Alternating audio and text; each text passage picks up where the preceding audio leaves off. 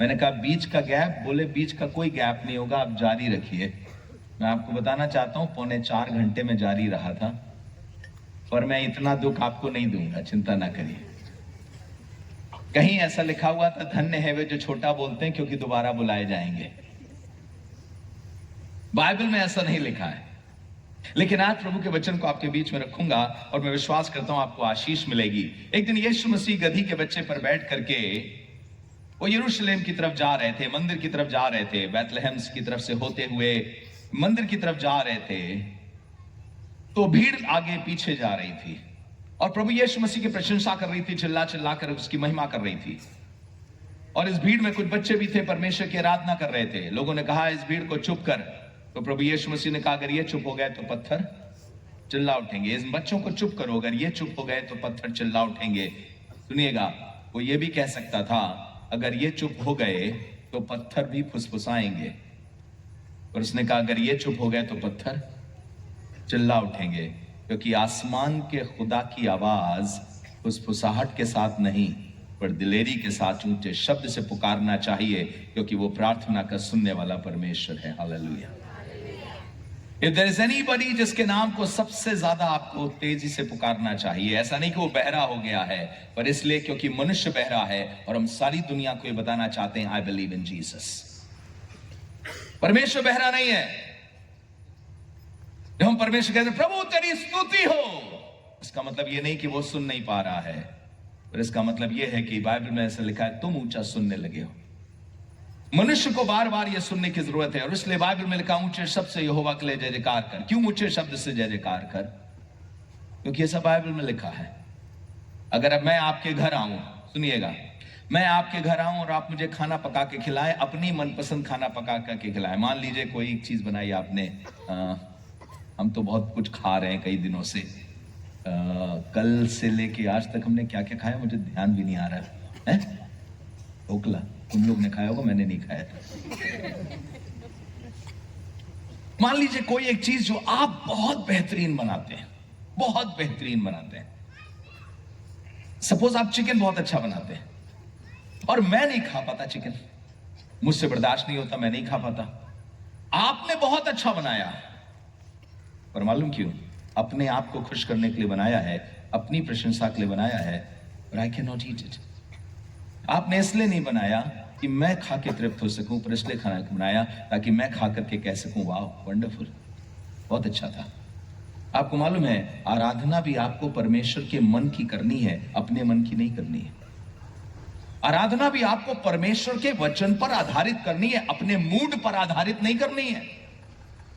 Because it is not you, अपने आप को आप खुश नहीं कर रहे हैं, पर जिसने हमें बचाया है, बुलाया है, हम उसे खुश कर रहे हैं। हालेलुया। और इसलिए आराधना में अपने आप पर ध्यान नहीं, ध्यान उस पर होना चाहिए कि तुझे क्या चाहिए, तुझे क्या अच्छा लगता है स्वामी प्रभु, what is it that you require from me. चलिए चलते हैं जल्दी से वचन की तरफ। मत्ती उसका 21वां अध्याय और उसके 9वें पद से आगे, जब यीशु मसीह जा रहा था, गधी पर बच्चे बैठ करके लोग चिल्ला रहे थे, हे दाऊद की संतान,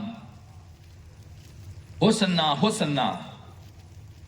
तब सुनिएगा 9वें पद से क्या लिखा हुआ है, 9वां 10वां और 11वां पद। अगर माइक्रोफोन किसी के पास है? वो माइक्रोफोन, यस। जो भीड़ आगे आगे जाती और पीछे पीछे चली आती थी, पुकार पुकार कर कहती थी, दाऊद के संतान को होसन्ना, धन्य है वो जो प्रभु के नाम से आता है। ना, धन्य है वो जो प्रभु के नाम से आता है। हाँ, धन्य है वो जो प्रभु के नाम से आता है। हाँ, आकाश में होसन्ना, आकाश में होसन्ना। और आपको मालूम होगा होसन्ना के 2 तात्पर्य हैं। उसका 2 मतलब है, हे यहोवा हमारा उद्धार कर, और हे यहोवा हमें सफलता दे। ये एक प्रार्थना है होसन्ना, स्तुति के साथ साथ करी गई प्रार्थना है। जितनी बार हम हाथ उठा करके होसन्ना बोल रहे हैं, भजन संहिता की ये प्रार्थना दोहरा रहे हैं, हे यहोवा हमारा उद्धार कर और हे यहोवा हमें सफलता दे। और ये बार बार पुकार रहे थे होसन्ना होसन्ना। ये स्तुति का शब्द है, प्रार्थना के साथ जुड़ा हुआ। आगे सुनिए क्या लिखा है। जब उसने यरूशलेम में प्रवेश किया, हाँ, तो सारे नगर में हलचल मच गई। जब उसने यरूशलेम में प्रवेश किया तो सारे नगर में हलचल मच गई। हाँ, और लोग कहने लगे, हाँ, यह कौन है? लोग कहने लगे ये है, कौन है? और आज का जो मेरा टॉपिक है वो यही है, हलचल मची है और लोगों के दिलों में एक सवाल उठ रहा है, ये कौन है? हलचल मच गई और लोग आपस में ये कहने लगे ये कौन है। फिर आपस में ही उन्होंने जवाब दिया जो बहुत अच्छा जवाब नहीं था, हालांकि एक छोटी सी बात उसमें अच्छी थी, लेकिन बहुत डेरिगेटरी जवाब दिया गया था, या अपमानजनक जवाब दिया गया था, जो शायद आपको और मुझको अपमानजनक लगेगा ही नहीं, क्योंकि भीड़ को उतना सब कुछ नहीं मालूम था उसके बारे में। यहूदी लोगों का यह मानना था कि सिर्फ, ध्यान से सुनिएगा, यहूदी लोगों का मानना था कि सिर्फ यहूदा के प्रांत से ही कोई भविष्यद्वक्ता निकल सकता है, क्योंकि बाकी सब जगह अपवित्र जगहें हैं, और खासतौर से गलील का इलाका जो नासरत का इलाका है वो इतना अपवित्र इलाका है कि वहां से मंदिर के लिए जैतून का तेल तक नहीं आता था। जबकि सामरिया का प्रांत, गलील का प्रांत सबसे अच्छे जैतून बनाया करता था, जैतून का तेल बहुत उम्दा हुआ करता था, लेकिन मंदिर में वो प्रवेश नहीं कर सकता था, वो तेल मंदिर में नहीं आ सकता था कि दिया जलाया जा सके परमेश्वर के मंदिर में। और जब जवाब दिया, सवाल पूछा गया ये कौन है, तो जवाब क्या दिया गया सुनिएगा। हाँ, लोगों ने कहा यह गलील के नासरत का भविष्यवक्ता। पहली चीज तो यह है, ध्यान से सुनिएगा, गलील से कोई भविष्यवक्ता निकलने को था ही नहीं। अगर ड्यूट्रॉनमी पढ़ेंगे 18वां अध्याय तो ऐसा लिखा है, परमेश्वर तुम्हारी जाति में से, तुम्हारे भाइयों में से कोई भविष्यवक्ता निकालेगा। तो इनको लग रहा था यह हो ही नहीं सकता कि कोई नासरत के प्रांत का आए। इसको यह नहीं मालूम था कि जिस बैतलहम से चढ़ करके ये यरूशलेम की तरफ आ रहा है, ये दाऊद के गोत्र से वहीं पर पैदा हुआ है। ये पला बढ़ा नासरत में है, पर ये है नहीं नासरी, ये है नहीं नासरत का, पर पला बढ़ा वहां पर जरूर है। इसलिए क्योंकि ये परमेश्वर की योजना थी ताकि अन्य जातियों के गलील को महिमा दे, शायद है उसके 9वें अध्याय में लिखा है। पर सुनिएगा, एक सवाल आपके बीच में रखना चाहता हूं। बहुत अच्छा सवाल पूछा था इन्होंने, और सवाल क्या था? ये है, कौन है? क्या कभी आपने ये सवाल जानने की कोशिश करी, हु इज दिस जीसस? मेरी माँ बाप ने मुझे कुछ कुछ बताया है, मेरे लोगों ने मुझे बताया है, हाँ वो वहां पर पैदा हुआ था, गलील में पला बढ़ा था, बैतलहम में पैदा हुआ था, उसे क्रूस पर चढ़ाकर मार डाला गया था। मैं ये नहीं पूछ रहा हूं, मैं ये पूछ रहा हूं कि क्या आप यीशु मसीह को अपने व्यक्तिगत रूप में जानते हो या नहीं जानते? इतिहास के बारे में तो सब जानते हैं, इतिहास के बारे में तो ढेरों वो लोग भी जानते हैं जो यीशु मसीह को प्रभु करके नहीं मानते हैं। और आपसे सवाल पूछना मांगता हूं, ध्यान से सुनिएगा। जब यीशु मसीह पैदा हुआ था तो राजाओं के पास तक खबर पहुंची थी, और 3 मजूसी वहां पर गए, और 3 मजूसी जाके राजा से पूछने लगे, यहूदियों का राजा जिसका जन्म हुआ है कहां है? राजा ने कहा, यहूदियों का राजा? शास्त्र को निकाला जाए। तो शास्त्र पढ़ने वाले बुलाए गए, और शास्त्र पढ़ करके उन्होंने खोला और देखा, और शास्त्रियों ने क्या बोला? हाँ राजा, ये सच है, यहूदा के प्रांत से एक अधिपति निकलेगा। मीका उसके 5 अध्याय के दूसरे पद से आगे ये भविष्यवाणी लिखी है। पर ध्यान से सुनिएगा, इनमें से सबको पता चल गया एक अधिपति निकलेगा। ये भी पता चल गया कि उसका तारा चमका है, ये भी पता चल गया कि दूर देश से लोग उसे देखने आए हैं। पर शास्त्र के जानने वाले और शास्त्र के पढ़ने वाले एक भी उसको खोजने नहीं गए। जो खोजने गए वो सिपाही, ताकि उसे मार करके खत्म कर दें। जो खोजने गए वो अन्य जाति। और समस्या यही है, आज बहुत से जवान बच्चे जिनके घरों में बाइबल पाई जाती है, क्रॉस घर पे पाई जाती है, वो यीशु मसीह को खोजने नहीं निकलते। दुनिया के लोग पूरी दुनिया के खोज रहे, गांव-गांव के लोग खोज रहे हैं प्रभु यीशु मसीह को। समाज के हर तबके के लोग यीशु मसीह को खोज रहे हैं, और वो जिनके घर में सब कुछ पाया जाता है, कई बार वो ही जानने की कोशिश नहीं करते कि ये है कौन आखिर। Who is this? तुम थोड़ा सा इतिहास जानते हो तो तुम्हारा उद्धार नहीं होने वाला है। ध्यान से सुनना, डॉक्टर के घर में पैदा होकर के कोई डॉक्टर नहीं बनता है जब तक डॉक्टरी की डिग्री हासिल ना कर ले, उसका ज्ञान, उसकी समझ, उसका इल्म हासिल ना कर ले। मसीह खानदान में पैदा होकर के मसीह नहीं बनते, नहीं तो मसीह खानदान में कितने चूहे, बिल्ली, कुत्ते और मुर्गियां पैदा होती, वो सब मसीह थोड़ी हो जाएंगे। अपने चरित्र, अपने स्वभाव से जो प्रभु यीशु मसीह से जन्मा है, परमेश्वर से जन्मा है, जो उस पर विश्वास करता, और विश्वास करने का मतलब है उसकी आज्ञाओं को मानता है, वो उससे पैदा हुआ है और उसके खानदान का है। दुख की बात यह है, यरूशलेम जिसको पवित्र नगरी कहा जाता है, यरूशलेम जिसको परमेश्वर की नगरी कहा जाता है, यरूशलेम जो परमेश्वर का नगर कहलाता है, उसी के लोग कह रहे हैं ये कौन है? It's a good question, not a right answer.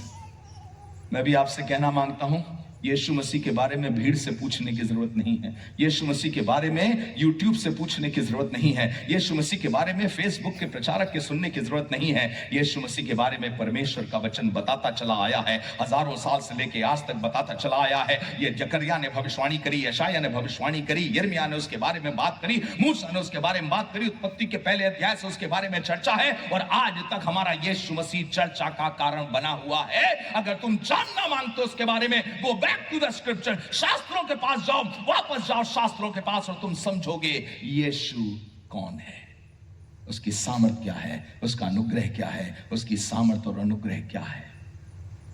बहुत से लोग यीशु मसीह को जानना भी नहीं चाहते। बहुत से लोगों को लगता है जितना जान लिया उतना काफी है। सुनिएगा, फिलिप्पियों उसके 30वें अध्याय में लिखा है, पौलुस ने कहा मैं सब कुछ को कूड़ा समझता हूं। और किन बातों को कूड़ा कह रहा है वो? कह रहा फरीसियों का फरीसी रहा हूं, कट्टरवादी क्रिश्चियन रहा हूं, कट्टरवादी यहूदी रहा हूं। मैं व्यवस्था को अच्छी तरह से पढ़ता हूं, व्यवस्था को अच्छी तरह से जाना है, गमलीएल के कदमों पे शिक्षा पाई है, बिन्यामीन के गोत्र का हूं, व्यवस्था के विषय में कहो निर्दोष रहा हूं, सबत के दिन हर दिन सबत के दिन आराधना में गया हूं, मैंने कोई सबत की विधि तोड़ी नहीं है, मैंने 10 आज्ञाओं में से हर संभव प्रयत्न किया है, कोई आज्ञा टूटे ना। फिर भी कहने लगा पर ये सब कुछ कूड़ा है, ये सब कुछ कूड़ा है।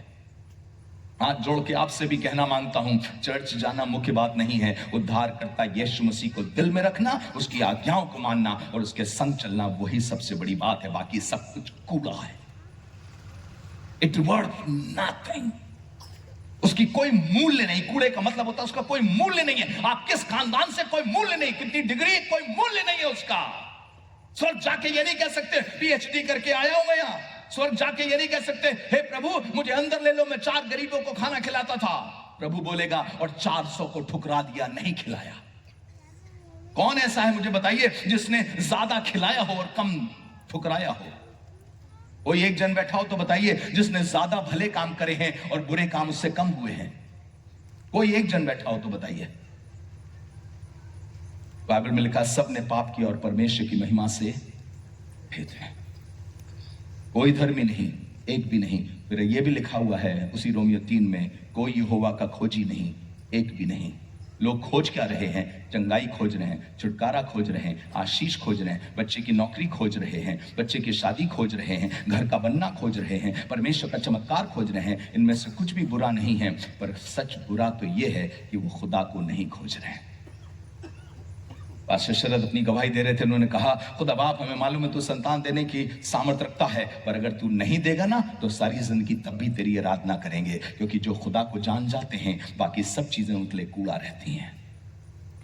पौलुस ने कहा मसीह को जान लूं, इसकी वजह से बाकी सब चीजों को कूड़ा समझता हूं, ताकि मसीह को जानूं। मैं चाहता हूं फिलिप्पियों 3 अध्याय निकालिए, क्योंकि कई बार लोगों को वो टेक्स्ट एग्जैक्टली समझ में आता नहीं है। फिलिप्पियों 3 अध्याय सुनिएगा क्या लिखा है। फिलिप्पियों 3 अध्याय उसके पहले पद से पढ़ेंगे तो और क्लियर होता जाएगा, और उसके फिर हम 90 पद तक आएंगे। देखिए क्या लिखा है। इसलिए हे मेरे भाइयों, हाँ, प्रभु में आनंदित रहो। हाँ, वे ही बातें बार-बार लिखने में हाँ, मुझे तो कोई कष्ट नहीं होता, मुझे कोई कष्ट नहीं होता, और इसमें तुम्हारी कुशलता है। इसमें तुम्हारी कुशलता है। हाँ, कुत्तों से चौकस रहो। कुत्तों से मतलब काट कूट करने वालों से चौकस रहो। उन बुरे काम करने वालों से चौकस रहो। हाँ, उन काट कूट करने वालों से चौकस रहो, क्योंकि खतना वाले तो हम ही हैं। हम असली खतना वाले हैं जो परमेश्वर की आत्मा की अगुवाई से उपासना आत्मा करते की हैं, अगुवाई से उपासना करते हैं, अपने मन से नहीं, आत्मा की अगुवाई से उपासना करते हैं, और मसीह यीशु पर घमंड करते और हैं। सुनिएगा मसीह यीशु पे घमंड करते हैं, और शरीर पर भरोसा नहीं रखते। आप जितना इस्राएल के साथ खड़े होते हैं इससे मुझे कोई प्रॉब्लम नहीं है, पर ध्यान से सुनिएगा असली इस्राएली वो है जो शरीर पर भरोसा नहीं करता पर यीशु मसीह पर घमंड करता है। ये लिखा असली खतना वाले वो हैं जो यीशु मसीह पे घमंड करते हैं। फिर से सुनिएगा, आपसे ये नहीं पूछ रहा आप यीशु मसीह पे विश्वास करते हैं कि नहीं करते हैं, मैं ये पूछना मांग रहा हूं यीशु पे घमंड करते हो कि नहीं करते हो। कभी कभी ये सवाल पूछना जरूरी है, ये कौन है? ये वो है जो सारी दुनिया के घमंड का कारण है। हालेलुया। ये वो है जो आपके घमंड का भी कारण बनेगा। एक दिन आप खड़े होकर के बताएंगे ऊंचे खानदान की तो नहीं हूं मैं, पर ऊंचे खुदा से मेरी जान पहचान है। मेरे पास बहुत डिग्री तो नहीं है, पर मैं उसको जानती हूं जिसने सारे जगत को बनाया है। मेरे पास बहुत धन तो नहीं था, लेकिन जब मैंने शुरुआत करी मैंने उस पर भरोसा किया और आगे चलने लगा। ये कौन है? ये वो है जिसके लिए पौलुस कह रहा उसकी वजह से मैं सब कुछ को कूड़ा समझता हूं, बाकी सब कुछ कूड़ा है। ये वो है, ऐसा क्या खजाना है यीशु मसीह जिसकी वजह से बाकी सब चीजें कूड़ा है। मेरा पद कूड़ा है, मेरा सम्मान कूड़ा है। बाइबल में लिखा, कौन अपने धन से अपने भाई को बचा सकता है? कोई बचा सकता हो तो बताइए अपने बड़े धन से, पर उद्धार करता यीशु मसीह के नाम से बचाया जा सकता है। हालेलुया। सबसे बड़ा धन घमंड का कारण अगर कोई है तो कौन है वो? यीशु मसीह। कौन है असली यहूदी?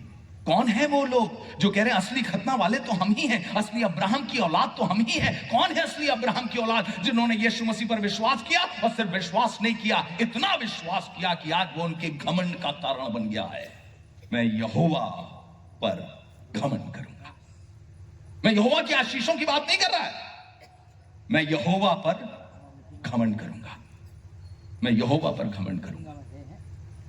क्या परमेश्वर आपके घमंड का कारण है? और अगर नहीं है तो मेरी प्रार्थना है कि आज इतने यीशु मसीह को प्यार करिए और इतना इज्जत दीजिए कि वही आपके सबसे बड़े घमंड का कारण हो। जब कोई पूछे ये तुम्हें कैसे हासिल हो गया, तो बोलिएगा, अरे ये तो छोटी सी चीज है, मुझे जब खुदा हासिल हो गया तो बाकी और क्या है। मुझे अगर खुदा मिल गया तो बाकी और कुछ क्या रह गया है, और क्या चाहिए मुझे? मुझे मेरा परमेश्वर मिल गया। बचपन से गाना गाया होगा आपने, पता नहीं यहां गाते हैं कि नहीं गाते हैं, पर हमारी तरफ बहुत बचपन से गाते आए और हमने सुना है, तेरी कुदरत की यह शान। सुना है आपने? खुद ही दाता। इसका मतलब वो अपने आप को देना चाहता है आपको, और आप कह रहे हो आप रहने दो, बाकी चीजें दे दो आप हमको। आप रहने दो प्रभु, हमको बाकी चीजें दे दो। ये कौन है? काश ये सवाल आप पूछें, ये कौन है, और जवाब पौलुस दे, ये मेरे घमंड का कारण है। ये मेरे घमंड का कारण है। अरे पौलुस, अगर तुम गरीब होते तो समझ में आता, तुम्हें कुछ यीशु मसीह मिल गया तो तुम्हारे घमंड का कारण बन गया। तुम तो रईस थे, कोई कमी नहीं थी तुम्हारे पास। उस जमाने में जब अच्छे अच्छे लोग गधों पे चला करते थे, पौलुस घोड़े पर से गिरा था। घोड़े पर सिर्फ राजसी लोग चला करते थे और राज्य के अधिकारी चला करते थे। इसका मतलब उसकी पहचान ऊंचे ऊंचे लोगों से थी, ऐसे ऐसे लोगों से थी जिन्होंने उसको घोड़ा और क्या क्या प्रोवाइड किया था। बाइबल में लिखा है, इसके पास इतना पैसा था, इसने अपने पैसे से रोमन सिटीजनशिप खरीदी थी। दूसरे शब्दों में कहा जाए, आज के जमाने में इतना अमीर था कि दुनिया के सबसे बड़े देश का सिटीजनशिप इसको यूं ही मिली थी। और ये कह रहा है, मेरा पैसा मेरे घमंड का कारण नहीं है, पर मेरा यीशु मेरे घमंड का कारण है। बाकी सब चीजें कूड़ा है। मेरी डिग्री कूड़ा है, मेरी लियाकत कूड़ा है, मेरा सब कुछ कूड़ा है। मेरा 4 घंटे बाइबल पढ़ना, अगर यीशु मसीह मुझे ना मिले तो कुछ नहीं मिलेगा। आप बोलेंगे क्या 4 घंटे बाइबल पढ़ने के बाद भी नहीं मिलता? बहुत से ऐसे लोग हैं जिन्होंने शास्त्र को पढ़ा, पर शास्त्र के परमेश्वर को कभी नहीं खोजा और उन्हें आज तक नहीं मिला। ये कौन है? आंधी और पानी भी इसकी आज्ञा मानते हैं। ऐसा लिखा हुआ मरकुस 4 अध्याय में, जब यीशु मसीह पानी पे चल करके आया तो लोग क्या कहने लगे?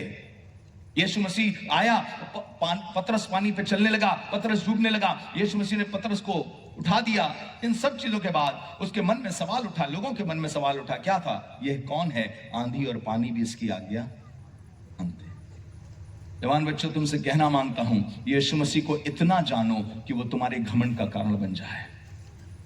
मैं आज यहां खड़ा होकर के ये गवाही दे सकता हूं, मेरा यीशु मसीह हमारे घमंड का कारण है। लिखा है, नम्र लोग ये सुनकर आनंदित होंगे, आओ हम यहोवा पर घमंड करें।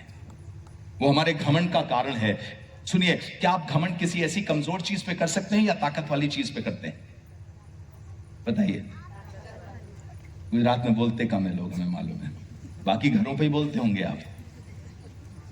पर मुझे बताइए, क्या कोई अपनी कमजोरी पे घमंड करता है? नहीं। जो बच्चा फेल हो गया, क्या उसकी मम्मी जा जा करके बताती है, तुम्हें मालूम मेरी बच्ची फेल हो गई, मालूम? वाह पापा, ऐसा कभी हुआ कि पापा गए हो सारी जगह बता रहे हो, मेरा बच्चा इंजीनियरिंग में अप्लाई कर रहा था, 6 साल से अप्लाई कर रहा, फेल हो गया, उससे हो ही नहीं पा रहा है। मजा आ गया। बच्चे और पापा में ठन जाएगी अगर पापा ने ऐसा बोल दिया तो। कौन घमंड करता अपनी कमजोरियों पे? कोई करता है अपनी कमजोरियों पे घमंड? अपनी ताकत पे घमंड करता है। और खुदा का शुक्र है यीशु मसीह हमारी कमजोरी नहीं पर दुनिया की सबसे बड़ी ताकत है जो हमको मिली है। हालेलुया। एक ऐसा नाम जो सब नामों से आला, वो हमारी ताकत है, वो हमारे घमंड का कारण है। कोई पूछे किस बात पे घमंड करते हो, ये मत बताना परमेश्वर ने ये दिया, परमेश्वर ने ये दिया, परमेश्वर ने ये दिया। उससे बोला परमेश्वर ने अपने आप को दिया, उसने अपना बेटा दिया, उसने अपनी रूह दी, और वही परमेश्वर मेरे सबसे बड़े घमंड का कारण है। हालेलुया। मैं यहोवा पर घमंड करूंगा। भजन 34 कहता है। क्यों? क्योंकि वो समझ गया ये कौन है, ये कौन है। ये रात के अंधेरे में तुम्हारी सहायता करेगा, रात के अंधेरे में तुम्हारी चिंता करेगा। ये कौन है? काश कि मैं प्रकाशित वाक्य 5वें अध्याय को आपके बीच में खोल सकूं, पर थोड़ी देर के बाद खोलूंगा अगर समय मिला तो। पर मैं सबसे पहले रखना मांगता हूं, यहां पर भीड़ चिल्ला चिल्ला के कह रही है ये कौन है। लोग कहने लगे ये कौन है जिसने पूरे यरूशलेम को हिला करके रख दिया, ये कौन है। तो भीड़ जवाब दे रही है। जवाब क्या दे रही है? This is prophet Jesus from Nazareth of Galilee. ये भविष्यवक्ता यीशु है गलील के नासरत का। जितना उनको मालूम था उतना उन्होंने बता दिया। पर मैं आपसे कहना मांगता हूं, ये कौन है? ये वो है जिसके बारे में शास्त्र बातें करते चले आए हैं। सुनिएगा, भविष्यवक्ता जितने थे वो यीशु मसीह के बारे में बातें करते थे। भविष्यवक्ताओं के मुख से यीशु की बातें निकली, और यीशु मसीह ने एक दिन क्या कहा मालूम? धन्य है तुम्हारी आंखें जो देखती हैं, धन्य है तुम्हारे कान जो सुनते हैं। उसने ये नहीं कहा धन्य है तुम्हारे कान क्योंकि उसमें बड़े बड़े सोने के बुंदे टंगे हैं। उसने ये नहीं कहा धन्य है तुम्हारी आंखें क्योंकि उसमें मस्कारा लगा हुआ है, और पलकें उस पर वो उस तरीके की क्या क्या चीजें लग जाती हैं उससे। धन्य है तुम्हारे कान, क्यों? क्योंकि तुम वो सुनते हो जो भविष्यवक्ताओं ने सुनना चाहा और नहीं सुन पाए। मत्ती 13 बता रहा हूं मैं, निकालिए मत्ती 13। हम फिलिपियों को वहीं रखेंगे। मत्ती 13 अध्याय। जब यीशु मसीह दृष्टांतों की चर्चा कर रहा था तो उसने ये दृष्टांत भी उनके सम्मुख रखा, और उसने दृष्टांतों के उस शुरू करते हुए उसने ये बात कही थी। 13 उसका 15 पद से, हाँ, या 13 उसके 16 पद से, या 15-16 दोनों पढ़ दें। हाँ, क्योंकि इन लोगों का मन मोटा हो गया है, इन लोगों का मन मोटा हो गया है, और वे कानों से ऊंचा सुनते हैं, कानों से ऊंचा सुनते हैं, और उन्होंने अपनी आंखें मूंद ली, और उन्होंने अपनी आंखें मूंद ली हैं। कहीं ऐसा ना हो हाँ, कि वे आंखों से देखें और कानों से सुने और मन से समझें और फिर जाएं और मैं उन्हें चंगा करूं। हाँ, और आगे सुनिएगा क्या लिखा है। पर धन्य है तुम्हारी आंखें, धन्य है तुम्हारी आंखें कि वे देखती हैं। क्या देखती हैं? क्या देख रही थी बताइए इनकी आंखें? परमेश्वर के पुत्र और उसके काम को देख रही थी। धन्य है तुम्हारी आंखें जो देखती हैं। और आगे सुनिए क्या लिखा है। और तुम्हारे कान की वे सुनते हैं, और तुम्हारे कान की वो सुनते हैं। हाँ, कि मैं तुमसे सच कहता मैं हूं तुमसे सच कहता हूं कि बहुत से भविष्यवक्ताओं ने हाँ, और धर्मियों ने चाहा ये चाहा कि जो बातें तुम देखते कि हो तुम जो देखते हो देखें, वो देखें, पर ना देखी, वो ना देखी, और जो बातें तुम सुनते हो सुने पर ना सुनी। क्या मैं पुराने नियम के उन बड़े से बड़े धर्मी और भविष्यवक्ताओं से ज्यादा सौभाग्यशाली हो रहा हूं? किस बात के कारण? क्या चीज मुझे उनसे ज्यादा सौभाग्यशाली बना रही है? क्या चीज है जो मुझे ओल्ड टेस्टामेंट के सारे भविष्यवक्ताओं से भी ज्यादा अच्छा बना रही है? बाइबल में लिखा है व्यवस्था और भविष्यवक्ता यूहन्ना तक रहे, और उस समय से लेकर के अब तक परमेश्वर के राज्य पे जोर होता रहा है। सुनिएगा, उन्होंने दूर से देखा यीशु मसीह नाम का एक जन आएगा, एक मसीहा आएगा, एक उद्धारकर्ता आएगा, और हमने उस उद्धारकर्ता को अपने दिल में लिया और वही हमारे शरीरों में राज्य करता है। हालेलुया। इस यीशु मसीह का दर्शन कुछ लोगों ने पाया, उस यीशु मसीह की बातें कुछ लोगों ने सुनी, उस यीशु मसीह ने कुछ लोगों को छुआ। ये हम धन्य हो गए हैं उस यीशु मसीह को जान करके। वो चाहते थे पर वो देख नहीं पा रहे थे, और हमने उसको देख लिया। धन्य है तुम्हारी आंखें क्योंकि वे अब देखती हैं। क्या देख रही हैं तुम्हारी आंखें? यीशु मसीह को। उससे सुंदर संसार में और कुछ नहीं है। There is nothing more beautiful than Jesus Christ. मैं बार बार आपसे एक बात रखना चाहता हूं, यीशु मसीह से ज्यादा किसी चीज की अभिलाषा नहीं करो, क्योंकि जब यीशु की अभिलाषा करोगे तो सब मिल जाएगा, और अगर सब कुछ की अभिलाषा करोगे तो कुछ भी नहीं मिलेगा और खुदा भी नहीं मिलेगा। परमेश्वर ने जगत से ऐसा प्रेम किया कि उसने सबको 2-2 करोड़ के बंगले बना के दे दिए। परमेश्वर ने जगत से ऐसा प्रेम किया कि उसने सबसे कहा तुम्हारी भी अच्छी शादी करवा दूंगा। उसने जगत से ऐसा प्रेम किया कि उसने कहा तुम सब 120 साल तक जियोगे। उसने सबसे ऐसा प्रेम किया और कहा तुम्हारा मुंह मांगा वर तुमको मिल जाएगा। माफ करिएगा, ऐसा नहीं हुआ। स्तिफनुस नाम का एक जवान बच्चा था जिसने शायद अपनी लंबी उम्र देखी भी नहीं है और पत्थर वा करके मार डाला गया। पर धन्य इसलिए नहीं था कि पत्थर वा करके मार डाला गया, पर जिस नाम के लिए मारा गया उस नाम की वजह से वो धन्य हो गया। और जिसके लिए मारा गया वही खड़ा था पिता के दाहिनी ओर और इस स्तिफनुस का इंतजार कर रहा था। उससे कह रहा था आजा मेरे बेटे, आजा आजा। आपने कभी परमेश्वर के पुत्र को खड़े हुए देखा? सिर्फ एक जगह पे परमेश्वर का पुत्र परमेश्वर के दाहिनी ओर पे खड़ा है जहां वो अपने लिए जान देने वालों को बुला रहा है। इसको लंबी उम्र नहीं मिली, यूहन्ना बपतिस्मा देने वाले को लंबी उम्र नहीं मिली, पतरस को लंबी उम्र नहीं मिली, पौलुस को लंबी उम्र नहीं मिली। ये सब 60 के आसपास चले गए, मर गए। पर क्या मिला इनको? इनको वो मिला जिसके लिए सारी दुनिया लालायत थी और उसका नाम था उद्धारकर्ता यीशु मसीह। पौलुस ने कहा मैंने अपने विश्वास की रखवाली करी है, भविष्य में मेरे लिए एक मुकुट रखा हुआ है। जितने लोग यीशु को प्यार करते हैं, जो लोग यीशु मसीह को चाहते हैं, आपसे कहना मांगता हूं जो वो ये कह रहे हैं मुझे ये यीशु चाहिए, ये कौन है मैं उसको समझना चाह रहा हूं, वही आपके सबसे बड़ी महिमा का कारण बन जाएगा। आप 60 तक जियो या 600 तक जियो, अगर बिना यीशु मसीह के जिए तो कोई जीवन नहीं है, और यीशु मसीह में होकर के जिए तो जीवन ही जीवन है। पूरी बाइबल उठा करके देखिएगा, सबको सबके जैसी आशीषें नहीं मिली, लेकिन जिसको खुदा मिल गया उसको सब कुछ मिल गया। ये कौन है? ये तुम्हारे घमंड का कारण बनेगा। एक दिन यीशु मसीह आ गया एक शादी में। माँ बाप कभी शादी में कोई कमी करते हैं? कोशिश करते हैं बेस्ट से बेस्ट कर सकें शादी में। अपने बच्चे की शादी होगी, माँ बाप ने बेस्ट किया होगा। इन्होंने यीशु मसीह और उसके साथ चेलों को भी बुला लिया। भाई चेलों को बुलाया जाएगा तो एक तो लंबा चलते हैं, ये मेहनत करते हैं, खाएंगे भी उसी तरीके से। हम तो सोच रहे सिर्फ यीशु मसीह को बुलाएंगे, लेकिन उसके साथ पूरी पूरी टीम चली आती है।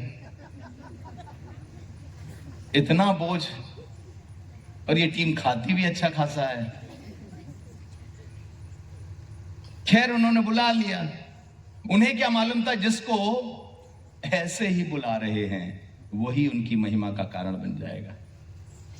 और बाइबल में लिखा हुआ है दाखरस वहां कम पड़ गया। मरियम आकर के यीशु मसीह से कहने लगी इनके पास दाखरस नहीं रहा। यीशु मसीह ने कहा ए नारी मुझे तुझसे क्या काम? मरियम भी जानती थी बहुत दया दिल आदमी है ये, बहुत अच्छा है ये। अभी मना कर रहा है, थोड़ी देर में दिल पसीज जाएगा, थोड़ी देर में बोलेगा अच्छा ठीक है क्या करना है बता। तो यीशु मसीह ने कहा ए नारी मेरा तुझसे क्या काम? मरियम ने बात ही नहीं करी। मरियम नौकरों की तरफ मुड़ी, कहने लगी जो कुछ ये तुमसे कहे वही करना। बेचारे मजदूर खड़े थे, ऐसे इंतजार कर रहे थे यीशु मसीह की तरफ देख करके, जैसे नौकरों की आंखें मालिक की तरफ लगी रहती ना कि मुंह से क्या बोलेंगे और हाथ से क्या दे देंगे। तो वो खड़े रहे। यीशु मसीह भी थोड़ी देर देखता रहा, फिर उसने कहा अच्छा मटकों में पानी मुंह भर दो। फिर पानी ले जा करके सबको परोसा गया। जब परोसा गया तो प्रधान भी कहने लगा उत्तम तूने अब तक रख छोड़ी है। सुनिएगा उस शादी का चर्चा, ऐसा चर्चा हुआ कि आज 2000 साल भी उस शादी के बाद भी आज उसका चर्चा हो रहा है। जिस शादी में, जिस घर में, जिस जीवन में यीशु मसीह पहुंच जाता है उसका चर्चा अनंत काल तक होगा। हालेलुया। एक दिन आपका चर्चा भी अनंत काल तक होगा। स्वर्गों के स्वर्ग में चर्चा हो रहा है, क्या तूने मेरे दास अय्यूब को देखा है? ये चर्चा क्यों हो रहा है? क्योंकि अय्यूब के लिए खुदा से बढ़ के और कुछ नहीं है। तूने दिया, तूने ले लिया, तेरा नाम धन्य है। जितने लोगों के लिए यीशु मसीह घमंड का कारण बनता है, यीशु मसीह उनके लिए महिमा का कारण बन जाता है। जब वो आपका घमंड बन जाएगा ना, जब आप कहेंगे I take pride in Jesus, लोग आपसे पूछेंगे तुम्हें क्या मिला है, तुम्हें क्या दिया है, तुम्हें मिनिस्ट्री ने क्या दिया, उसने क्या दिया, उसने क्या दिया। वो आप बताइएगा मुझे मेरा खुदा मिल गया और सब कुछ मिल गया है। इस दुनिया की सब कुछ आपको परमेश्वर ठीक समय पर देगा और परलोक में अनंत जीवन देगा। जब मैंने सब कुछ छोड़ के यीशु मसीह के पास चलने का निर्णय किया, मैंने पहले उत्तर प्रदेश की टीम से क्रिकेट खेलना शुरू किया था। वही मेरा प्रोफेशन था। मैं स्पोर्ट्स कॉलेज में पढ़ रहा था। पास्टर कुणाल भी वहीं पर उसी कॉलेज में पढ़ रहे थे। उस कॉलेज में सिलेक्शन अपने आप में बड़ी बात हुआ करता था उस जमाने में, क्योंकि सिर्फ 12 जवान बच्चे एक साल में चुने जाएंगे। उनमें से भी चुनाव होगा कि स्टेट के लिए कौन खेलेगा।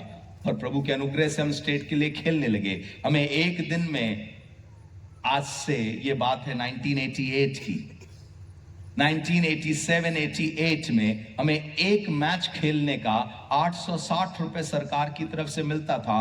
आना जाना उस जमाने में कार पे चलते थे, जब मेरे पापा साइकिल पे चला करते थे, और हमें MP MLAs के होटल में रुकाया जाता था, और हम उन जमाने में कार पे चला करते थे। और इतना पैसा हुआ करता था कि हम रोज रोज जो खाना चाहें जा करके खाएं, जिस तरीके से उड़ाना चाहें उड़ा सकते। और एक दिन की बात है, किसी ने मुझसे कहा तुम चर्च चलोगे? तो मैंने कहा ठीक है। मैं उससे पहले एक दर्शन देख चुका था, एक स्वप्न देख चुका था जो बड़ा अजीब सा था, और मुझे लग रहा था कि क्या करना मांग रहा है परमेश्वर। तो मैं चला गया उस चर्च में। उस चर्च में गया तो मैंने पहली बार देखा लोग ताली बजा रहे। मैंने कभी चर्च में ताली बजते हुए नहीं देखा था।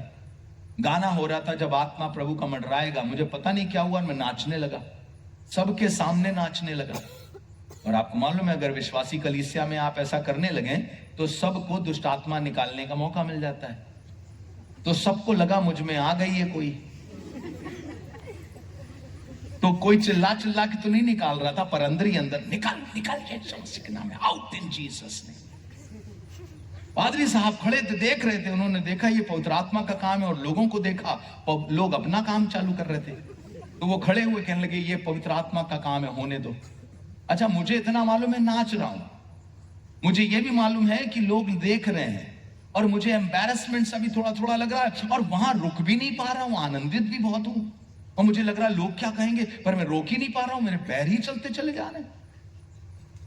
और उस दिन के बाद से आज तक रुके नहीं। प्रभु का धन्यवाद हो। एक बार शादी कर लीजिए, तब भी आप नाचते बहुत है, किसी दूसरे के इशारों पे। वो भी हैं हम। खैर, जब ऐसा हुआ तो मुझे मालूम नहीं कि कब मैं सामने आया और कब वापस चला गया और अपनी जगह बैठा। और मैं जब सामने देख रहा था तो पुलपिट से प्रचार हो रहा था, पास्टर प्रचार कर रहे थे। आज हमारे वो सीनियर बिशप अगस्टस एंथनी कई बार आ चुके हैं इस तरफ, और उन्होंने प्रचार करते हुए कहा कि धन्य है वो जो धर्म के भूखे और प्यासे हैं, क्योंकि वे तृप्त किए जाएंगे। मुझे बस इतना याद है और कुछ याद नहीं है। उस दिन किसी ने मेरे सर पे हाथ रख के प्रार्थना करनी शुरू करी, और मैं परमेश्वर की पवित्र आत्मा से भर गया। और उस दिन मैंने निर्णय किया कि मैं यीशु मसीह के लिए सब कुछ छोड़ दूंगा। मैंने निर्णय कर लिया। मैंने अपने पिताजी से कहा, पिताजी मैं बाइबल कॉलेज जाऊंगा, मैं यीशु मसीह की सेवा करूंगा, मैं सब कुछ छोड़ रहा हूं। मेरे पिताजी चीफ अकाउंट्स ऑफिसर थे। मेरा भाई यूनिवर्सिटी में काम कर रहा था, धीरे धीरे लेक्चरर, और फिर उसके बाद आज वो हेड ऑफ डिपार्टमेंट है। तो उन सबको बड़ा अटपटा सा लगा। अटपटा इसलिए लगा कि सब कुछ छोड़ छाड़ करके मिनिस्ट्री करेगा। मेरे पापा ने कहा, टांगे तोड़ दूंगा अगर तूने घर से कदम बाहर निकाला इस बात को लेके। तो मैं तुझे दर दर की ठोकर खाने नहीं देना चाहता। मैं नहीं चाहता कि तू दूसरों के सामने हाथ फैलाए। मैं नहीं चाहता कि तू दूसरों के सामने झोला लेकर के जाए, ट्रैक्ट बेचे और ट्रैक्ट बेच करके खाना खाए। हमारे घर में किसी ने ऐसा नहीं किया। मैंने कहा, पापा मुझे सेवा करने दो। पापा ने कहा, मैं बिल्कुल नहीं जाने दूंगा। और आपको मालूम है, जब पिताजी बोल दें टांगे तोड़ दूंगा, तो वो सीरियस भी हो सकते हैं। और इंडिया में तो आप पुलिस भी नहीं बुला सकते। पुलिस बुलाई तो वो आएगी और पापा की हेल्प करेगी, कहां कहां से तोड़ना वो बताएगी। अगर आपको लगता है यहां पर कोई ऐसी चीज है ह्यूमन राइट, तो आपको बताना चाहता हूं, father is always right. There is no such thing as human right. पापा ने कह दिया टांगे तोड़ दूंगा, घर से बाहर निकला तो मैं रिक्वेस्ट ही करता रह गया, और उन्होंने मुझे डांट दिया। मैं 1 महीने घर में ही रहा, कहीं नहीं निकला। एक दिन पापा ने कहा, क्या सोचा है तुमने? मैंने कहा, पापा मैं सेवा करूंगा, मैं यीशु मसीह काम करूंगा। पता नहीं उनको क्या लगा। जाओ, जो करने का मन करे करो, हम तुम्हारे साथ इस काम में नहीं है। कुछ परमिशन ऐसी होती ना, जाओ। हमको भी ऐसी परमिशन मिली। हम बाइबल कॉलेज चले गए। बाइबल कॉलेज में जाकर के ट्रेनिंग करी। लौट के आए ही थे, एक अंकल आए, मेरी बाइबल उठाई, मैं उनके घर प्रार्थना करने गया था। पापा ने बुलाया था एक्चुअली उनको कि मेरे बेटे को बुला के थोड़ा समझाइएगा। वो यूनिवर्सिटी में हिस्ट्री पढ़ाते थे। तो मैं चला गया अंकल के पास। अंकल ने मेरी बाइबल पकड़ी और कहा, ये किताब तुम्हें खाना नहीं खिला देगी। पता नहीं पवित्र आत्मा ने कहां से मुझे जवाब दिया। मैंने कहा, अंकल आप इतिहास पढ़ाते हो, 1756 में क्या हुआ, 1422 में क्या हुआ, 1864 में क्या हुआ। मुर्दों की कथा बता के परिवार पालते हो, जीवते परमेश्वर का जीवित वचन बता के भूखा नहीं मरूंगा। और आज के दिन तक ऐसा कभी नहीं हुआ। आज के दिन तक ऐसा कभी नहीं हुआ है कि किसी के सामने हाथ फैलाने की आवश्यकता पड़ी हो, कभी नहीं। क्यों? ये कौन है जो लोगों के घमंड का कारण बन रहा है? ये कौन है जो लोगों की महिमा का कारण बन रहा है? ये कौन है जिस पर लोग आनंदित होकर अपना सब कुछ लुटा दे रहे हैं? ये कौन है? ये सवाल आपको भी पूछना जरूरी है, और कभी कभी अपने दिल में सवाल को रखना जरूरी है। Have I known Jesus really? क्या मैंने यीशु मसीह को सच में जान भी लिया है या नहीं? या मैं सिर्फ उसे ऐतिहासिक रूप में जानता हूं, या मैंने उस पर अनुभव करके जान लिया कि वो सच्चा है, अनुग्रहकारी और पराक्रमी परमेश्वर है, वो चंगा करने वाला परमेश्वर है, वो सामर्थी परमेश्वर है, उसने कदम कदम पे सहायता करी है और आगे तक सहायता करता रहेगा। क्यों? क्योंकि वो हमारे घमंड का कारण है। बाइबल में लिखा हुआ है, हमने फिलिपियों 3 अध्याय में पढ़ा, असली खतना वाले तो वही हैं जो यीशु मसीह पर घमंड करते हैं और अपने शरीर पर घमंड नहीं करते। सबसे बड़ा आपका घमंड यीशु मसीह हो जाएगा। तुम यहां कैसे पहुंचे? यीशु मसीह की वजह से। तुमको इतनी डिग्री कैसे हासिल हो गई? यीशु मसीह की वजह से। तुम इतने समझदार कैसे हो गए? यीशु मसीह की वजह से। मेरे घर में जाके पूछिएगा, घर में सबसे कम पढ़ा लिखा मैं ही। तीसरी कक्षा में कौन फेल होता है? मैं। फिर 7वीं में फिर, हाँ, बदलने वाले नहीं थे हम लोग। हम तीसरी में फेल हुए, फिर फेल हुए, मतलब ताकि सबको पता तो चले भाई है तो कमिटेड आदमी, नहीं पढ़ेगा तो नहीं पढ़ेगा, उसी में कमिटमेंट है उसका। लिटरली बता रहा हूं, बिल्कुल पढ़ने में इंटरेस्ट नहीं था। मेरी टीचर पूरे क्वेश्चंस देती थी, ऐसे क्वेश्चंस देती थी, बेटा तू विश्वासी परिवार का बच्चा है, मोहल्ले में ही रहती थी मेरी टीचर, पढ़ ले। तो उन्हें समझ में आता था कि मैं पढ़ नहीं रहा हूं, तो मुझे 8 क्वेश्चन लाके देती थी, कल एग्जाम है बेटा, परसों एग्जाम है, ये पढ़ लेना, और यही वाले आएंगे।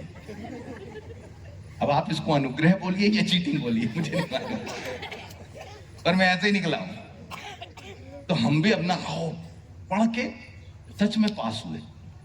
4th क्लास में मुझे मालूम ऐसे ही पास हुए, 3rd में भी ऐसे ही पास हुए थे फेल होने के बाद, 5th क्लास में भी ऐसे ही पास हुए। कैसे? 44 बच्चे थे मेरी क्लास में, सारे क्वेश्चन हमारे हाथ में होते थे, और उसके बाद हमारा नंबर क्लास में 42वां आता था। अब आप समझ रहे होंगे। 5वीं कक्षा के बाद मेरे पापा ने कहा, इसको इंग्लिश मीडियम स्कूल में डालो, किसी तरीके से कुछ अच्छा हो। किसी एक इंग्लिश मीडियम स्कूल ने हमको नहीं लिया। सारे टीचर भी कह रहे होंगे, बहुत महान बच्चा है, हमारे पास इतना पेशेंस नहीं है कि हम उसे पढ़ा सकें। मैं छोटी छोटी बेसिक चीजें मुझे हिंदी की, इंग्लिश की नहीं आती। मैं स्पोर्ट्स में चलता चला जा रहा था। जैसे ही मैंने यीशु मसीह को जाना, मैंने सब कुछ छोड़ा। इसी ने मुझे प्रोफेसी करी कि तुम दुनिया के कोने कोने में जाके गवाही दोगे यीशु मसीह की। मुझे पता नहीं कहां से पढ़ने का मन आ गया। मैं बाइबल उठा के पढ़ने लगा, 2 घंटे 3 घंटे 4 घंटे पढ़ता जाता था। फिर उसके बाद मैंने कहा मुझे इंग्लिश सीखनी पड़ेगी, तो मैं Hindi Bible, English Bible, dictionary, diary, pen, ये सब लेके बैठता था और घंटों घंटों पढ़ने की कोशिश करता था। आपको बस इतना बताना मांगता हूं, मैं 26 देशों में जाकर के प्रभु यीशु मसीह का प्रचार करता। और ये सिर्फ इसलिए नहीं कि मैं बहुत समझदार हूं, पर इसलिए कि कोई है जिस पर मैं घमंड कर सकता हूं, कोई है जो मेरी सोच को बदल सकता है, कोई है जो आपकी सोच को बदल सकता है, कोई है जो आपकी भावनाओं को बदल सकता है, कोई है जिस चीज में आपका मन नहीं लग रहा उसमें मन लगा सकता है, कोई है जो आपको विवश कर सकता है, कोई है जिसके लिए 21 अध्याय नीति वचन उसके पहले पद में लिखा है वो राजाओं के मनों को नालियों के समान मोड़ देता है, कोई है जो आपके बच्चे को मन को मोड़ सकता है, कोई है जो आपको खींच करके ला सकता है, कोई है जो आपको विवश कर सकता है अपने पीछे चलने के लिए, कोई है जो योना के समान आपकी नाव भी तोड़ देगा लेकिन आपको टूटने नहीं देगा, कोई है जो नाव का सारा सामान फेंकवा देगा और आपको भी फेंकवा देगा लेकिन अपना इंतजाम करके रखेगा ताकि आपको नाव से निकलवा के पानी और पानी से निकलवा के नीनवे और नीनवे से निकलवा के एक पुस्तक में आपका नाम लिखाए जिस पुस्तक का नाम है पवित्र बाइबल। हालेलुया। ऐसे गंदे लोग पवित्र बाइबल में पाए जाएंगे जिनकी अनाज्ञाकारिता सब में प्रचलित है। हाँ, क्योंकि घमंड का कारण योना नहीं है पर घमंड का कारण उद्धार करता प्रभु यीशु मसीह है। घमंड के कारण आप और आपकी बुद्धि, आपका समझ, आपका ज्ञान, आपकी आज्ञाकारिता नहीं है, आपके घमंड का कारण है उद्धार करता यीशु मसीह जो आपको आज्ञाकारी बनाता है, जो आपको अनुग्रह से भरता है। I will take pride in this Jesus. Oh, I wish that you would have a question. मेरी अभिलाषा है कि आपके मन में एक सवाल उठे, क्या मैं उसको वैसा जानता हूं जैसा वो है? ये कौन है? ये कौन है आंधी और पानी भी जिसकी आज्ञा मानते हैं? उसके बारे में ये बात कई बार कही गई। ये कौन है कि तू किस अधिकार से ये काम करता है? तू कहां से आया है? ये सब सवाल उसके बारे में पूछे गए, लोगों ने पूछा है क्योंकि अचंभित थे, वो समझ नहीं पा रहे थे ये है किस तरीके का, क्या करता है ये। मुझे बताइए, यीशु मसीह अपने चेलों को बचा रहा है, नाव पर पानी से बचा रहा है, डूबने से बचा रहा है, और ये लोग क्या सवाल पूछ रहे हैं? ये कौन है कि आंधी और पानी भी इसकी आज्ञा मानते? कितने समय से ये यीशु मसीह के साथ है? लगभग इस समय 1.5 साल हो चुके हैं यीशु मसीह के साथ इनको रहे। अब सोचिए 1 से 1.5 साल के अंतर में इनको यीशु मसीह इतना भी समझ नहीं आया कि बाद में अरे हमें मालूम है यू आर वेरी पावरफुल, बहुत पावरफुल। आज चर्च का बच्चा जानता है उसने लाजर को जिंदा किया, लाल समुद्र को 2 भाग किया, उससे बच्चा जानता है। और ये कह रहे हैं ये कौन है? मालूम क्यों? इसलिए क्योंकि शुरुआत में जब यीशु मसीह अपने आप को प्रकट कर रहा था, सब कुछ उसके बारे में लिखा हुआ पुराने नियम में था और छुपा हुआ था, इतना प्रकट नहीं था जितना नए नियम में हमारे सामने प्रकट करके लिख दिया गया है। और समस्या यह है, बहुत से लोग आज सिर्फ लिखे हुए को पढ़ रहे हैं, लिखे हुए को समझ करके अडॉप्ट नहीं कर रहे। जब बीमार पड़ो ना तो याद रखना उसका नाम है यहोवा राफा, चंगा करने वाला परमेश्वर। जब अकेले हो जाओ तो याद रखना वो तुम्हारी तरफ से लड़ने वाला परमेश्वर, उसका नाम इम्मानुएल है, वो सदा हमारे साथ होगा। कोई खड़ा हो ना खड़ा हो, मम्मी खड़ी हो ना खड़े हो, भाई से कहा था कि मेरे साथ साथ चलना, कोई ना चले तुम चल सकती हो, अकेले जा सकते हो, आप सब अकेले वो काम कर सकते हैं जिसके लिए परमेश्वर ने चुना है। क्यों? क्योंकि आप कभी अकेले होने के लिए बुलाए ही नहीं गए हो। जो आपके संग रहता है वो इतना सामर्थी है कि वो सब कुछ को अपने हाथ में रखता है और सबको संभालता है। ये कौन है? ये मेरे घमंड का कारण है। ये कौन है? ये मेरा मित्र है। ये कौन है? ये मेरा प्रभु है। ये कौन है? इसकी जांघ पर लिखा है राजाओं का राजा और प्रभुओं का। ये कौन है? एक एग्जाम्पल और 2 पद बता के खत्म करता हूं। जकरिया 9वें अध्याय में जब ये आ रहे थे, ये देख रहे थे कि वो गधी के बच्चे पे बैठ करके आ रहा है और ये कह रहे हैं ये कौन है? क्या तुमने जकरिया की भविष्यवाणी नहीं सुनी? लादू के बच्चे पर बैठ करके तुम्हारा राजा आता है, इसका मतलब ये राजा है और तुम इसे राजा नहीं समझ रहे हो। ये तुम्हारा प्रभु है पर तुम इसे समझ नहीं पा रहे हो। लिखा है वो महानद से लेकर पृथ्वी के छोर तक राज्य करेगा। इसका मतलब ये जो गधी के बच्चे पर बैठ करके आ रहा है ये राज्य करने वाला है। और सुनिएगा, जब इसने शुरुआत करी थी इसके अपने भाई तक इस पर विश्वास नहीं करते थे। इसकी मां सभा में बाहर खड़े होकर के इसको बुला रही थी, भाई बहन बाहर खड़े होकर बुला रहे थे, आ जाओ जरा इंपॉर्टेंट काम है। ये सभा के अंदर शामिल नहीं हुए, भाई बहन सभा के अंदर शामिल नहीं हुए। पर आज खुदा का शुक्र करता हूं, वो जिसने अकेले अपनी दौड़ को दौड़ा था, कहां लिखा है, यह शायद परमेश्वर के वचन में भविष्यवक्ता की पुस्तक में लिखा है, मैंने अकेले ही दाख रौंदी है। इसका मतलब मनुष्यों के उद्धार का कार्य मैंने अकेले किया है, टीम का साथ मुझे नहीं मिला। मेरे अपने चेले मुझे छोड़ करके चले गए थे, जिन जिन पे भरोसा करता था या जिन लोगों ने मुझ पे भरोसा किया था, उनमें से कोई साथ नहीं था। मैंने अकेले ही दाख रौंदी है। ये वो था जिसने अकेले शुरुआत करी थी। पर खुदा का शुक्र करते हैं, आज पूरी पृथ्वी के लगभग 45% लोग प्रभु यीशु को अपना प्रभु मानकर ग्रहण कर चुके हैं। हालेलुया। कोने कोने में, गांव में, नगर में, जगह जगह पर, बड़े से बड़े शहर, छोटे छोटे शहर, ईरान जैसे देश में, अफगानिस्तान जैसे देश में, हर जगह यीशु मसीह की महिमा फैलती चली जा रही है। क्यों? ये सारी दुनिया के घमंड का कारण है। आज अकेले चल रहा है, पर ये मैनुअल है। एक दिन इसके साथ दुनिया चलेगी और दुनिया ये कहेगी परमेश्वर हमारे साथ है। इसीलिए बाइबल में लिखा है, अगर परमेश्वर हमारे साथ है तो कौन हमारा विरोधी। यशाया 9 अध्याय, मुझे बताइए उसके 6ठे पद में क्या लिखा है। यीशु मसीह का नाम लिखा है ना, कभी उस नाम को आपने ध्यान से समझने की कोशिश करी है? ये कौन है? एक कुंवारी गर्भवती होगी, एक पुत्र को जनेगी, और उसका नाम अद्भुत युक्ति करने वाला। हमें एक बालक दिया गया है, एक पुत्र जन्मा है, प्रभुता उसके कांधे पर होगी और उसका नाम अद्भुत। सबसे पहला क्या लिखा है? अद्भुत। और आप अद्भुत के बाद देखिएगा एक कॉमा लगा हुआ है। कई कई ट्रांसलेशन में अद्भुत युक्ति करने वाला एक साथ लिखा हुआ है, पर एक्चुअल ट्रांसलेशन में अद्भुत अलग है, युक्ति करने वाला अलग है। मालूम क्यों? क्योंकि अद्भुत जो वर्ड है उसका मतलब ही है मिरेकल, आश्चर्य, चमत्कार। इसका मतलब वो चमत्कार करता है, ये बात की बात है, पर वो खुद में चमत्कार है। वो खुद में चमत्कार है, उसका नाम ही चमत्कार है, उसका नाम ही है वंडरफुल। इसीलिए इंग्लिश में ट्रांसलेशन लिखा है wonderful and then comma and then counsellor. अद्भुत है वो। ये कौन है?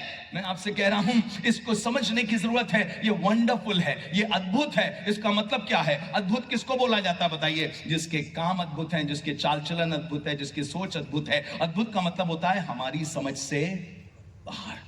हम तो सोच ही नहीं सकते थे ऐसा कर सकता है। ये अद्भुत है, ऐसे ऐसे आश्चर्य कर्म कर सकता है, अद्भुत है। और सुनिएगा, चमत्कार तो बहुत से होते चले आ रहे हैं, पुराने जमाने में भी और नए जमाने में भी चमत्कार होते चले आ रहे हैं।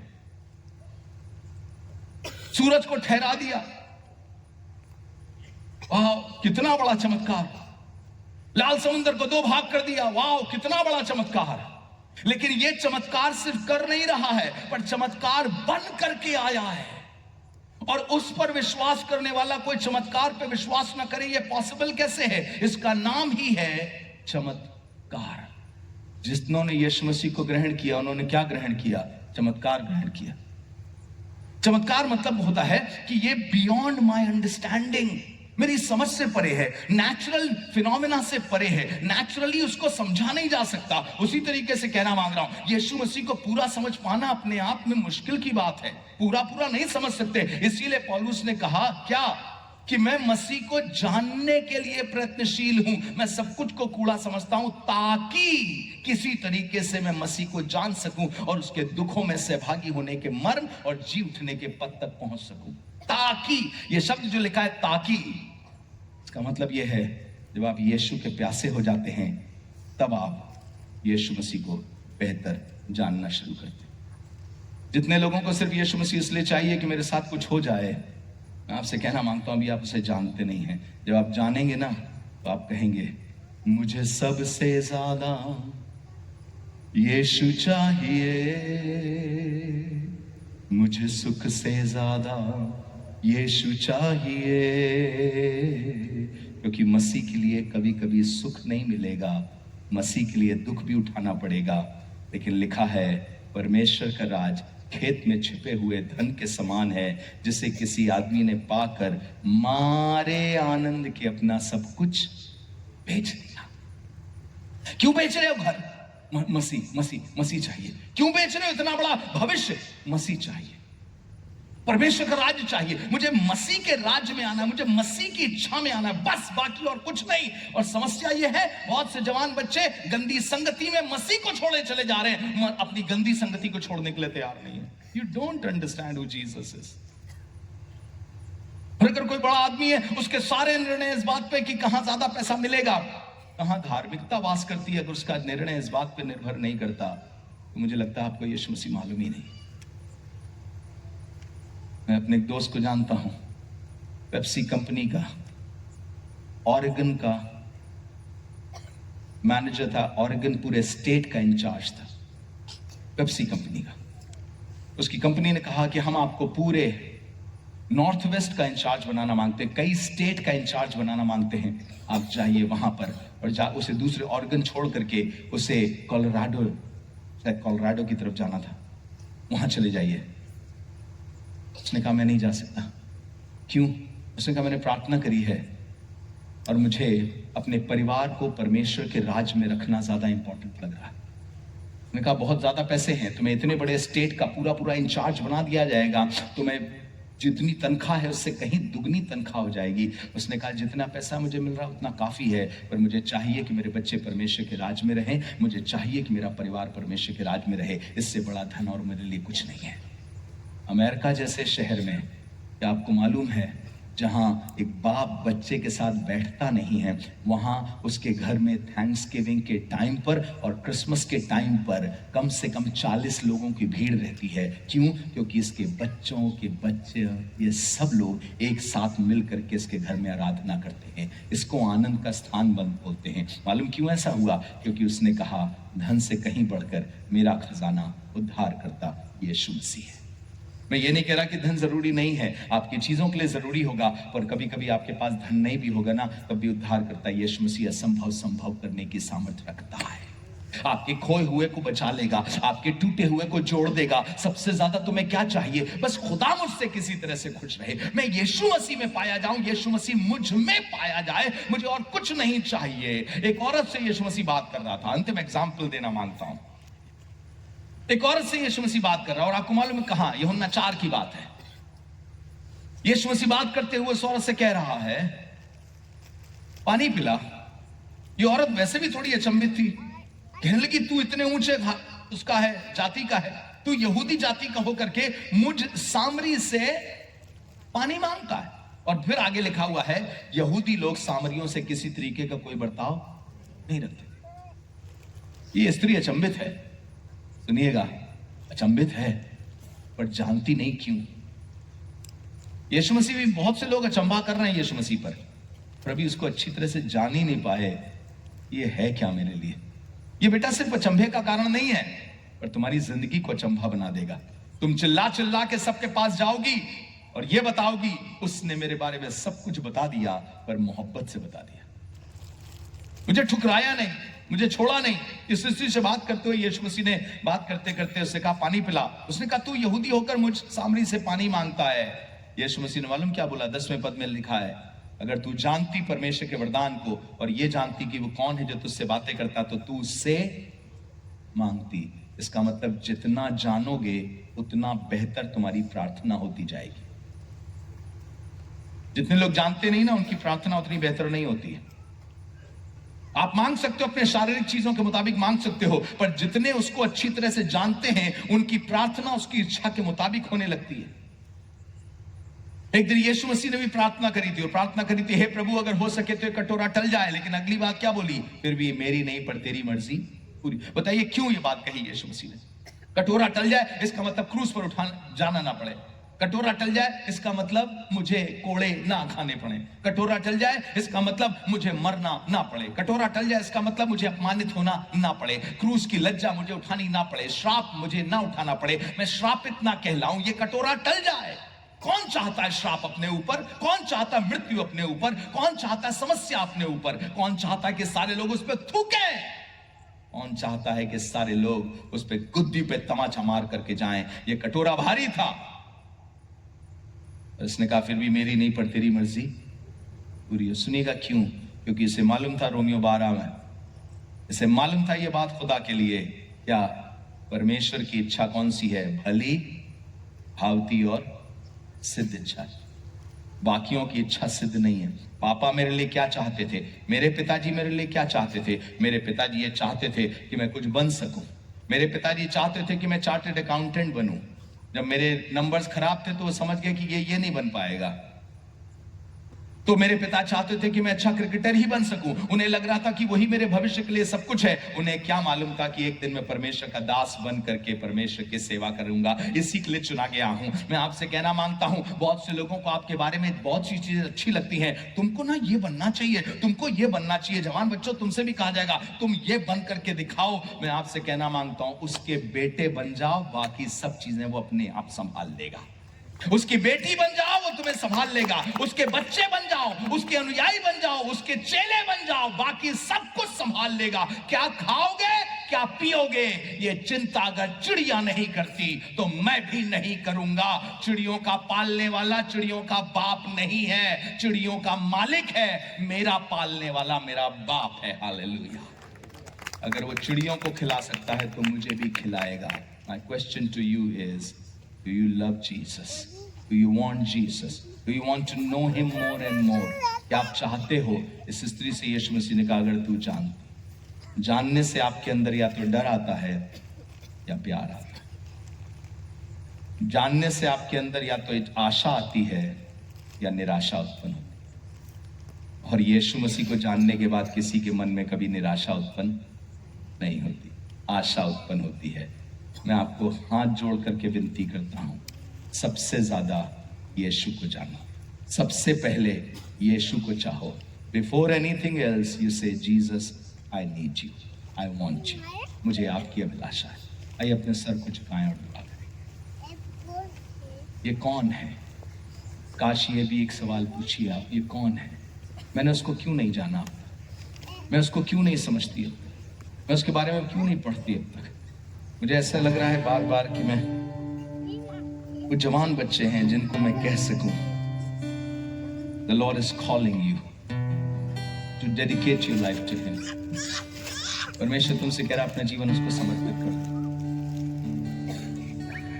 हम मिलकर के एक छोटा सा कोरस गा रहे हैं और इस समय मैं आपसे कहूंगा, अगर एक जन भी हो जो आज ये कहना चाहता, मैं यीशु को जानना चाहती हूँ, जानना चाहता हूँ, मुझे यीशु मेरे घमंड का कारण बन जाए।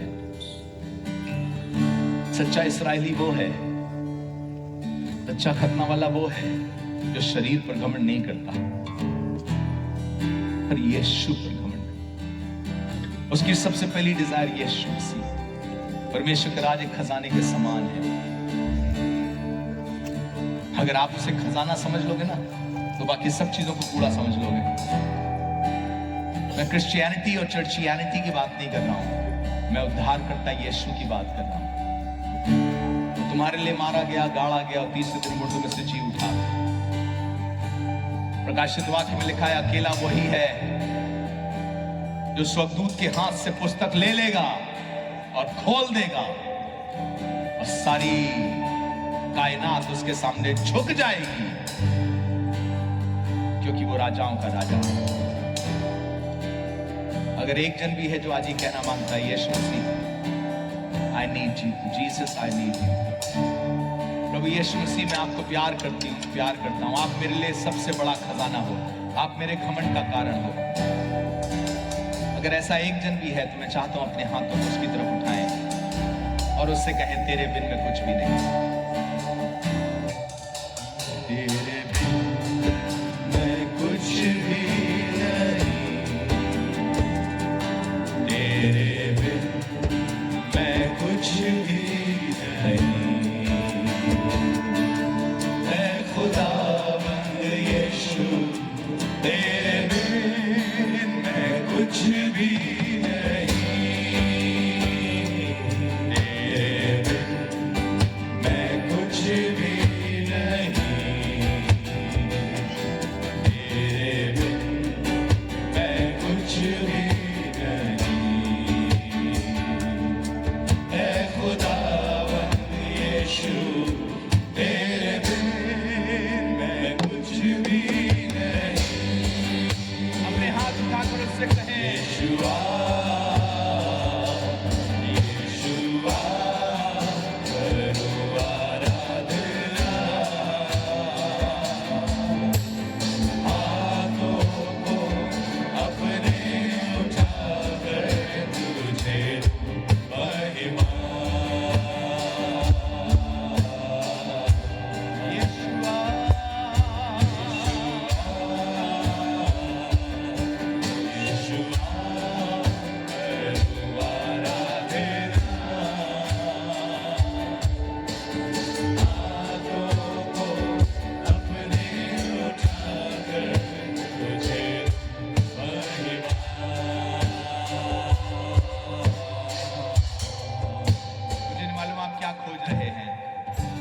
आपसे कहूंगा सबसे पहले यीशु को खोजिए।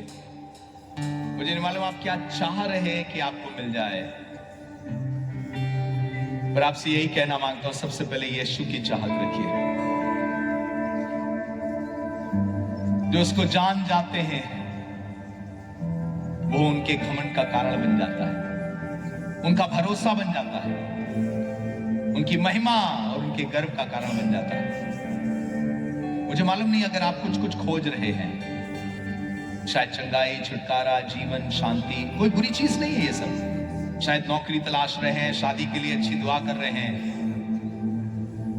पर क्या आप अपने हाथ उठाकर उससे कहना चाहते हैं, I want Jesus, I need Jesus,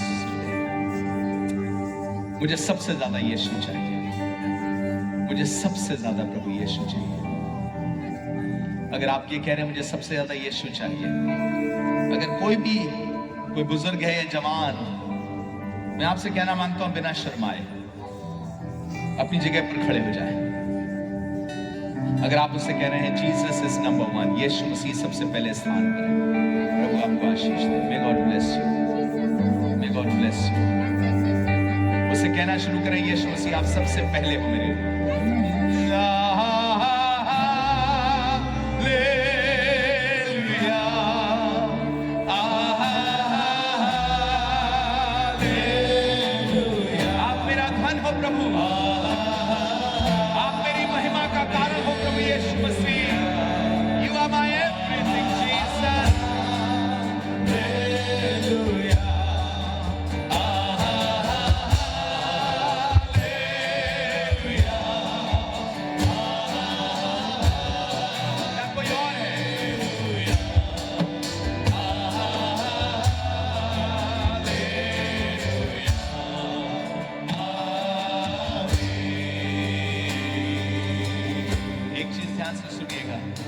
किसी के सामने अपने कमिटमेंट को रखने से शर्माइए नहीं। अगर आप कह रहे हैं कि मैं यीशु को प्यार करता हूं, तो सबके सामने उसको मानने से भी शर्माइए नहीं। आप अपने हाथ फैलाकर अपनी जगह खड़े होकर के आज ये कह रहे हैं, I am not ashamed of Jesus. मैं यीशु मसीह से शर्माता नहीं, यीशु के लिए शर्माता नहीं, वो मेरी महिमा का कारण है। और अगर आप शर्म के कारण अपनी अभिलाषा को, अपनी प्रार्थना को दबा करके रखे हैं, तो मैं यीशु के नाम में दुआ करता हूं, ये शर्म की सामर्थ आपके ऊपर से टूट जाए और आप खड़े होकर के डिक्लेयर करें कि मैं यीशु मसीह का हूं। एनीबडी, क्या कोई और भी है जिसको पवित्र आत्मा बातें कर रहा है, जिससे कह रहा है तू मेरा है, तू मेरी है, मैंने तुझे नाम लेकर के बुलाया है, मैं तेरा खजाना हूं, मैं तेरी महिमा का कारण हूं, मैं तुझे कभी नहीं छोड़ूंगा, कभी नहीं त्यागूंगा। और आप देखिएगा यीशु मसीह में गर्व करने पाएंगे, गरीब से गरीब लोग यीशु मसीह में घमंड करने पाएंगे, अज्ञानी से अज्ञानी यीशु मसीह में घमंड करने पाएगा। परमेश्वर आपको ऐसी समझ और ऐसी बुद्धि देगा कि आपको शर्मिंदगी का सामना ना करना पड़ेगा। क्या कोई और भी है? एक अंतिम बार हम मिलके गा रहे हैं। मैं यूजुअली ऐसा करता नहीं कि सबको खड़ा करा सकूं, पर आज ऐसा आत्मा में महसूस हो रहा है कि लोगों को अपने यीशु के लिए अपने प्रेम को प्रदर्शित करना जरूरी है कि Jesus is my first love, Yeshu Masih मेरा पहला प्यार है, यीशु मसीह मेरा पहला प्यार है। क्या कोई और है जिसको पवित्र आत्मा बातें कर रहा है?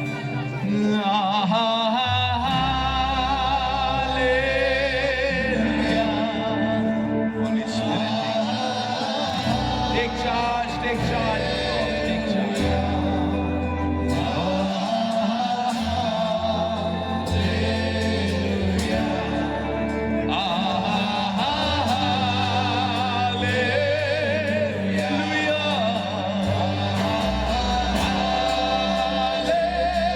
Hallelujah.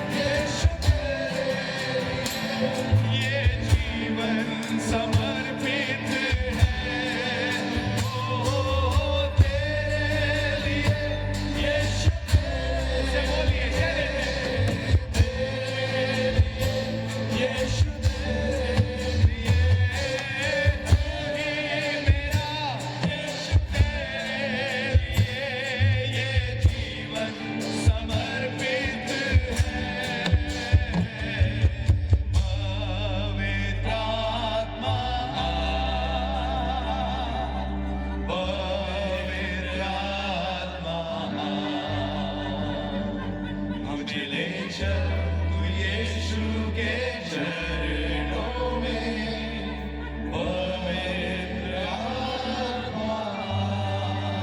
एक बार फिर से उससे कहें, बल है मेरा यीशु, बल है मेरा, बल है मेरा यीशु, बल है मेरा, बल है मेरा यीशु, बल है मेरा, बल है मेरा यीशु, बल है मेरा, पवित्र आत्मा।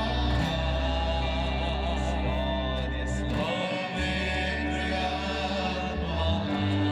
वो प्रार्थना करते हैं जितने लोग खड़े हुए हैं और आज ये कह रहे हैं, I commit my life to Jesus, to love Jesus. वो ये नहीं कह रहे हैं कि उन्हें क्या चाहिए, वो ये कह रहे हैं यीशु मसीह आप सबसे बड़ा खजाना हो, आप उनका सबसे बड़ा धन हो प्रभु जी। और प्रार्थना करते हैं जितने लोग बैठे भी हैं प्रभु जी, प्रार्थना करते हैं जिन्होंने तुझे अपना खजाना बना लिया है प्रभु यीशु के नाम में मैं आज्ञा देता हूं दुर्बलता की आत्माओं को और कमजोरियों को जिन्हें कमजोर करती है, यीशु मसीह नासरी के नाम में I command to leave them right now, right now in Jesus name. The weakness will start turning into the strength. The Lord of glory will strengthen them and give them the glory that is due. यीशु के सामर्थी नाम में अनादर के बदले में परमेश्वर दूना सुख देने पाए, यीशु मसीह के नाम में जहां कमजोरी है वहां बल आने पाए। दुआ करता हूं खुदावंद यीशु मसीह, जब ये तुझे प्यार करते हैं, तुझे खोजते हैं, तो दुआ करते हैं खुदावन एक दिन अवसर इन्हें खोजते हुए आए, एक दिन आशीषें इन्हें खोजते हुए आए, एक दिन बरकतें इन्हें खोजते हुए आने पाए। यीशु मसीह के सामर्थी नाम में दरवाजे इन्हें खोजते हुए आए और दरवाजे खुल जाएं मिराकुलसली, मिराकुलसली। परमेश्वर का पवित्र आत्मा मुझसे कह रहा है, you are going to see miracles in the days to come. आश्चर्य कर्म देखोगे जब तुम यीशु को प्यार करोगे, तो तुम देखोगे किस तरीके से दरवाजे खुलते खुलते और खुलते चले जाएंगे। In the mighty name of Jesus I pray. यीशु मसीह के नाम से आमीन। May be seated please। मैं भाई से बैठ जाए, प्रभु आपको आशीष दे।